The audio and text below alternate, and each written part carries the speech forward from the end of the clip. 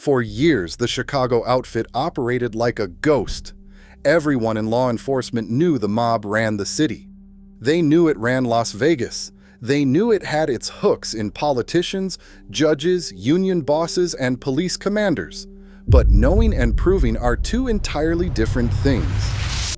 That changed on the morning a handful of FBI agents broke into a building on North Michigan Avenue, climbed inside a wall, and planted a microphone so sensitive it could pick up a whisper from the next room. What they heard over the next 3 years didn't just expose the mob. It rewrote everything law enforcement thought they knew about who was really in charge. The city nobody could touch. To understand what those tapes revealed, you have to understand what Chicago was before them. By the late 1950s, the Chicago outfit was the most powerful organized crime organization in the United States, not the most famous. That title belonged to New York, with its 5 families and its Godfather mythology. But in terms of raw reach, raw power, and raw money, Chicago was in a class by itself. The New York families were fractured. They fought each other. They drew attention. Chicago was disciplined. Chicago was quiet. Chicago had learned from the Al Capone disaster that flash got you killed or indicted, and quiet got you rich. The outfit controlled the Teamsters Union, which meant it controlled trucking, which meant it controlled the movement of nearly everything in the American economy. It had a stranglehold on the Chicago Police Department going back decades. It had aldermen, state legislators, and federal judges on the payroll. And it had Las Vegas, the city it had helped build from the desert up, where the skim from the casino counting rooms flowed back to Chicago in suitcases every single week.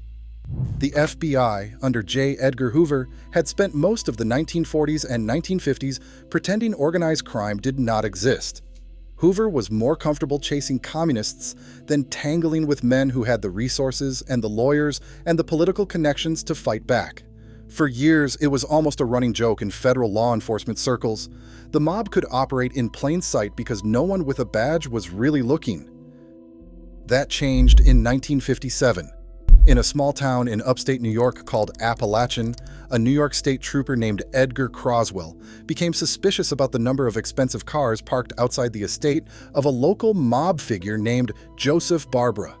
He called in backup and set up roadblocks.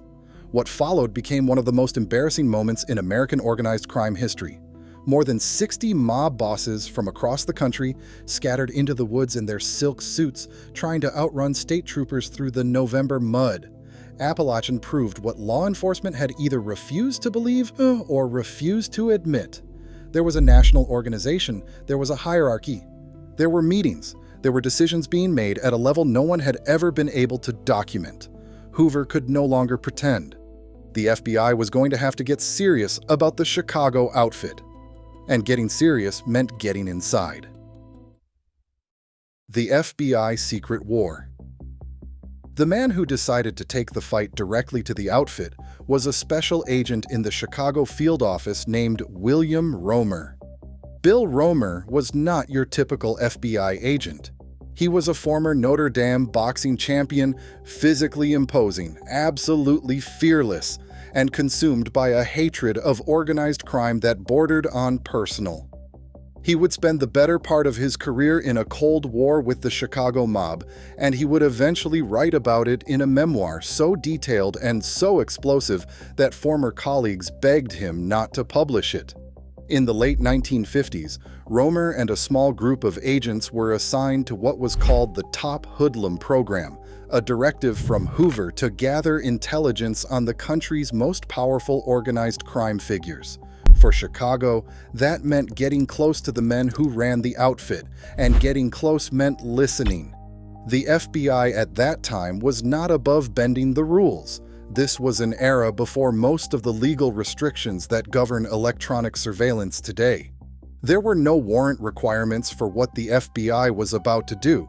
Romer and his team decided they were going to plant listening devices, bugs, directly inside the locations where the Chicago outfit held its most sensitive meetings.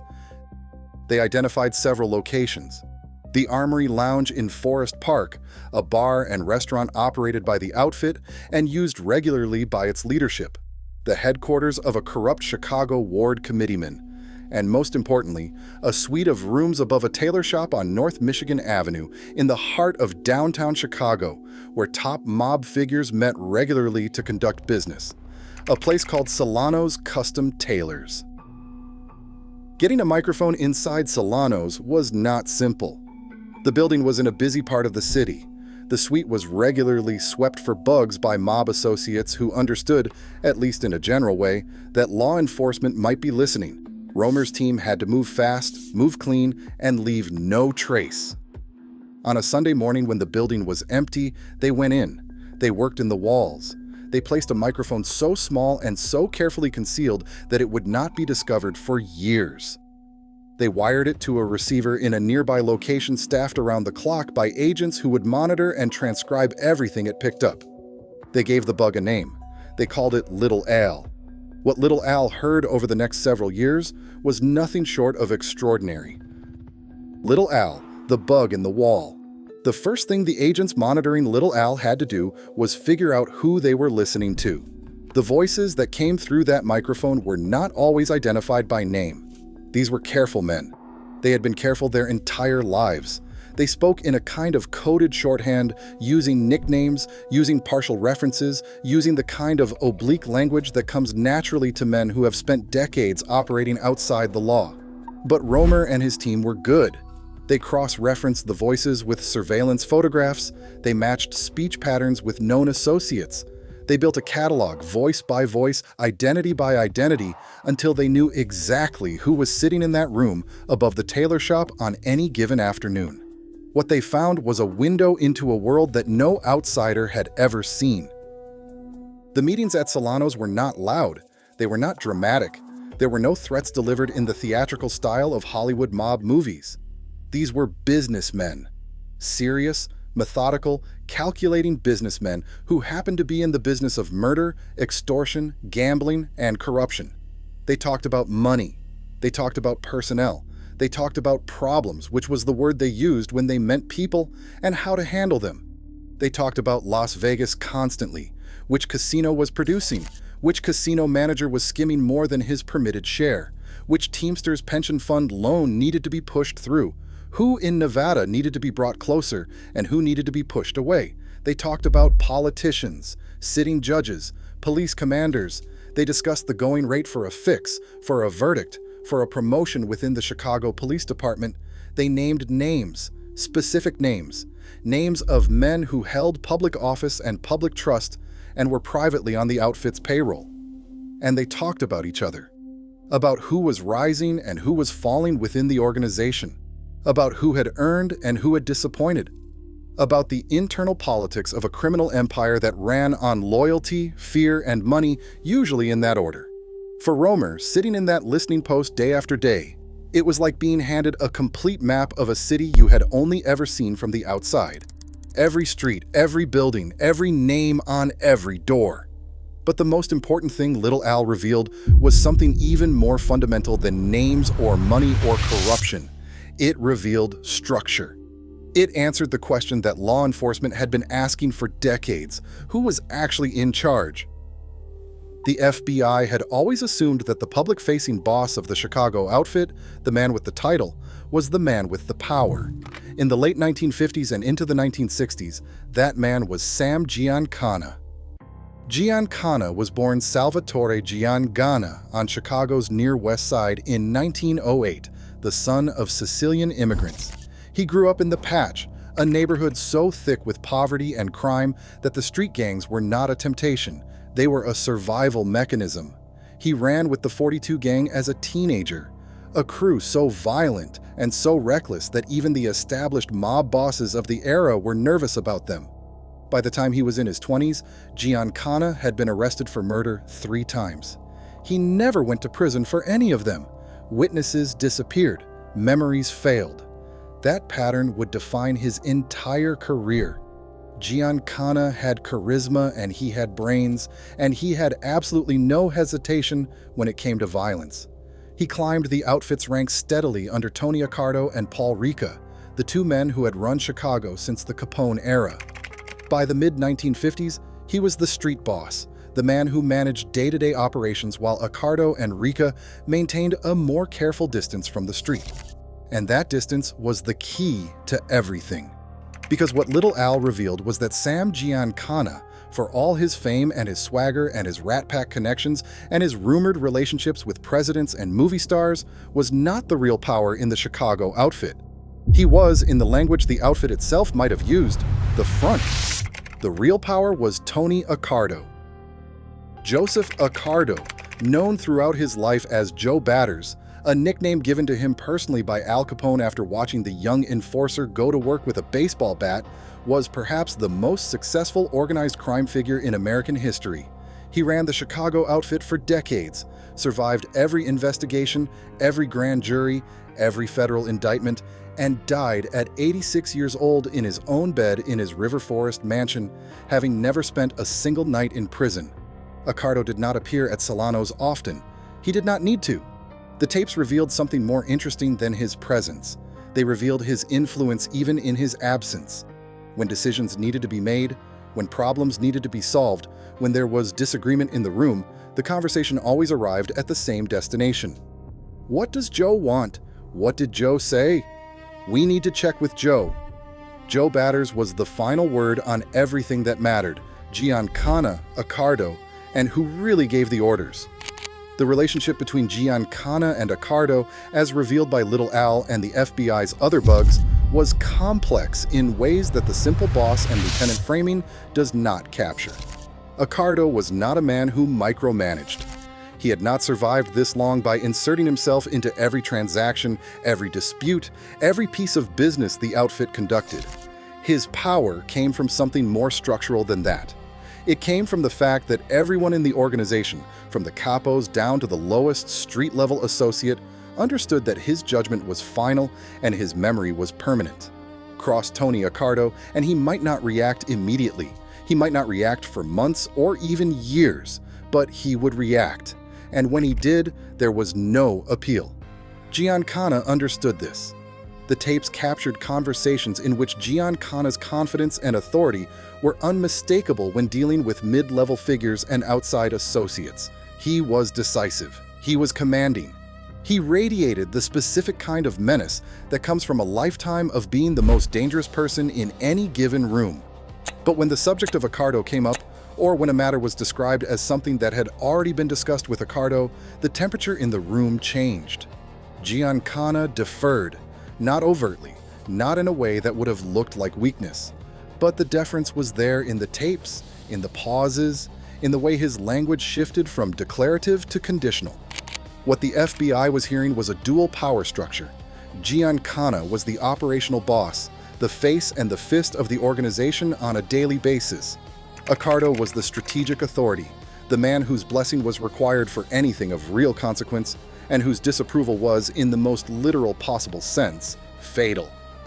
And above even Accardo, at least in terms of historical prestige and theoretical authority, was Paul Rica. The waiter, they called him. Born Felice de Lucia in Naples, Rica had been a key figure in the Chicago outfit since the Capone era, had served prison time for extortion, and still commanded enormous respect from men who had known him for 30 or 40 years. He appeared in the tapes less frequently, but with even greater weight. When Rica spoke, even Accardo listened. The FBI had been looking for a single man at the top of a pyramid. What Little Al gave them was something more sophisticated. A council.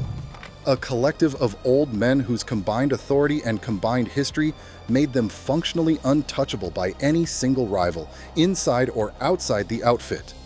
It also explained something that had confused investigators for years, how the Chicago outfit had managed to survive the internal wars, the betrayals, the succession crises that had destabilized or destroyed nearly every other mob organization in the country.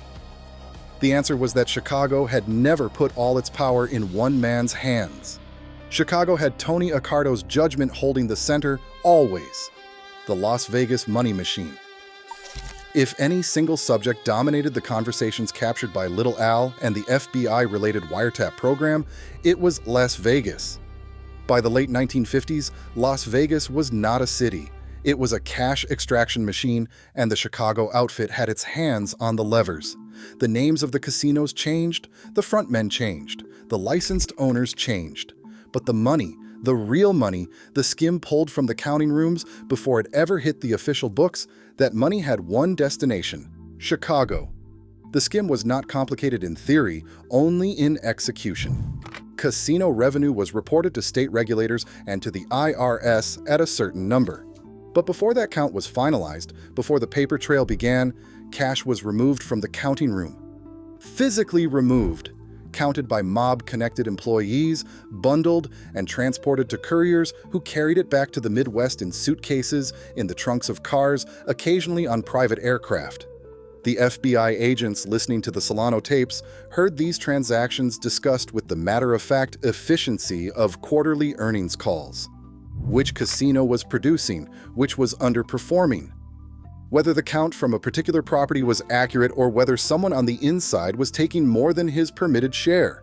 Personnel decisions about who was managing which counting room and whether they were trustworthy enough to keep in place. The Stardust, the Fremont, the Riviera, the Sands. These were not just hotels and casinos. They were outfit subsidiaries, and the men in that room above Solano's tailor shop were their board of directors. The mechanism that made this possible was the Teamsters Central States Pension Fund. Jimmy Hoffa, the Teamsters boss, had an arrangement with the Chicago outfit and its allied families that turned the pension fund into an ATM for mob-connected casino construction and expansion. Want to build a new hotel tower? Want to expand a gaming floor? The pension fund would loan you the money, at interest rates the mob found acceptable, and under terms that guaranteed the outfit stayed embedded in the property for years. This was the subject of significant discussion in the Solano recordings. Loan amounts, interest terms, which pension fund officials needed to be cultivated and which were becoming problems. The tapes documented a financial infrastructure that was simultaneously criminal and massive, moving hundreds of millions of dollars through a system designed to look legitimate from the outside. What Bill Romer and his colleagues were documenting was not a street gang running numbers and shaking down small businesses.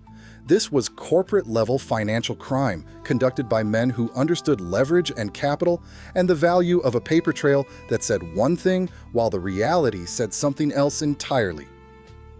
The political web.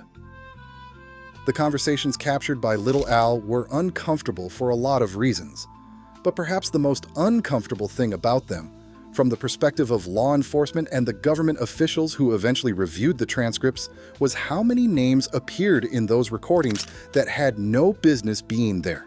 Politicians, not low-level aldermen or ward bosses, though there were plenty of those, elected officials at the state and federal level, men who gave speeches about law and order, men who sat on committees that oversaw law enforcement, men whose public personas were built entirely on the image of respectability. The outfit's relationship with Chicago politics went back to the Capone era, when buying a city official was as routine as buying a bag of groceries. By the 1960s, it had become more sophisticated.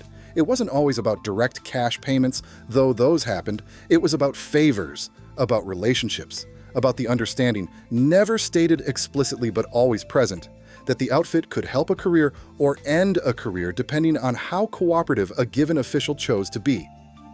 Labor unions were the connective tissue between the mob and political power. The outfit controlled key unions. The unions delivered votes and campaign contributions. Politicians who received those contributions understood implicitly or explicitly what was expected in return. A friendly appointment here, a regulatory decision there, a prosecution that quietly lost steam before it reached a courtroom. The recordings captured specific conversations about specific elections, about which candidates the outfit was supporting and why, about what those candidates had promised in exchange for that support, about the machinery of political corruption that had been running in Chicago for so long that the men discussing it spoke of it without any apparent sense that what they were describing was extraordinary.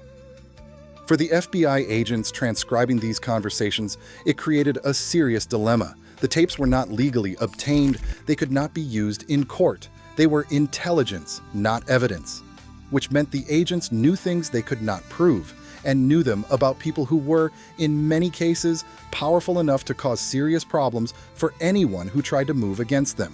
What do you do with a tape that tells you everything and proves nothing? You file it. You build on it. You use it to direct investigations toward things you can prove. And you wait. The collapse. Little Al ran for several years, producing thousands of pages of transcripts and revealing more about the internal operations of the Chicago outfit than any previous investigation in American history. And then it ended, the way so many things in law enforcement end, not with a dramatic takedown, with a technicality. The Supreme Court's decisions in the early 1960s began to reshape the legal landscape around electronic surveillance. The warrantless bugging that the FBI had been conducting was increasingly vulnerable to legal challenge. Hoover, who had long operated in a gray zone when it came to these tactics, began to pull back. The bugs were removed, the listening posts were shut down, the transcripts were classified. In many cases, they were buried so deeply in the FBI files that they would not surface in any meaningful way for decades. The Justice Department was not eager to explain to federal judges or to the public exactly how this intelligence had been gathered. The tapes had created legal and political complications that the government was not prepared to resolve in open court. Sam Giancana knew he was being watched. He had known for some time. The FBI, frustrated by its inability to act directly on the intelligence the bugs had produced, had shifted to a strategy of constant surveillance and harassment. Romer and his team followed Giancana everywhere. They confronted him in public. They made his life uncomfortable in ways that were legal, even if not entirely decorous. Giancana, in response, became increasingly erratic. He grew paranoid. His judgment, never the most cautious, deteriorated. In 1965, Giancana was called before a federal grand jury. He invoked his Fifth Amendment right against self-incrimination on every question. A federal judge, frustrated, offered him immunity, meaning he could no longer be prosecuted based on anything he said. He would have no legal basis for refusing to answer. Giancana refused anyway. He was held in contempt of court and spent a year in federal prison. When he got out, Chicago was done with him. The years of FBI pressure, the grand jury circus, the public exposure, all of it had created heat that the outfit could not afford. Tony Accardo, who had watched the whole debacle with the controlled disapproval of a man who had always understood that discretion was the only real survival strategy, made a decision. Giancana was out. Giancana went to Mexico. He spent years in self-imposed exile, running operations in Latin America, staying away from Chicago. He came back in 1974, older, diminished, but still connected enough that the government wanted another run at him. He was called before a Senate committee investigating plots involving the CIA and the mob to kill Fidel Castro. On the night of June 19, 1975, the night before he was scheduled to testify, Sam Giancana was in the basement of his Oak Park home, alone, cooking sausage and peppers on a gas range. Someone he trusted enough to let through. His front door walked up behind him and shot him 7 times, once in the back of the head and 6 times in a circle around his mouth. A mob signature. A message about talking. He never testified. Tony Accardo lived another 17 years. He died in his bed. What the tapes proved.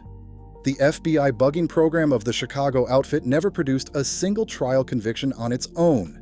The tapes were fruit of an illegal tree, gathered without warrants, inadmissible in any court in the country.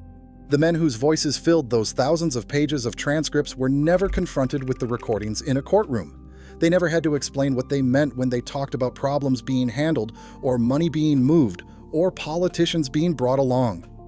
And yet the tapes changed everything. They changed it because they gave law enforcement a complete picture of the organization they were fighting, perhaps for the first time in American history.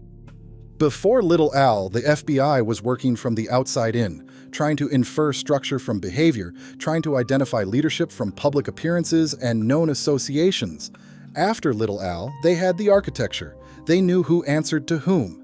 They knew how decisions were made, where money moved, and what the outfit's actual priorities were, not its mythologized priorities, its real ones.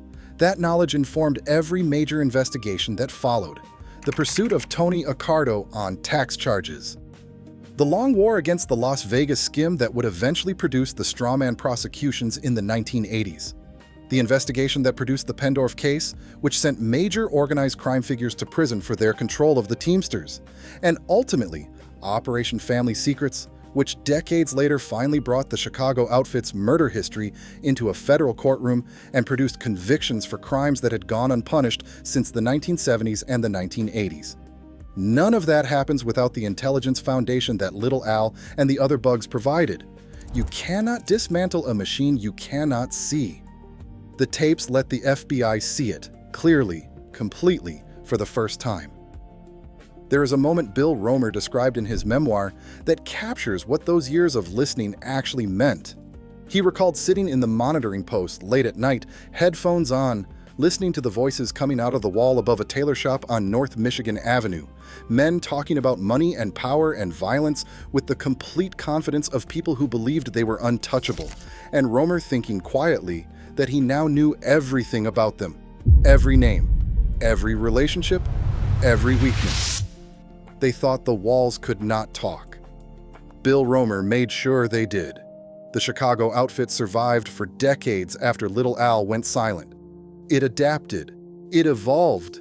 It pulled back from the public-facing flamboyance of the Giancana era and retreated into the quiet suburban anonymity that Tony Accardo had always preferred. It kept making money. It kept exercising influence. It kept operating. But it was never again completely invisible. Because for 3 years, in a room above a tailor shop in downtown Chicago, the FBI had been in the room. They had heard every word. And the picture those words painted of who really ran the Chicago outfit and how they really ran it, that picture did not go away.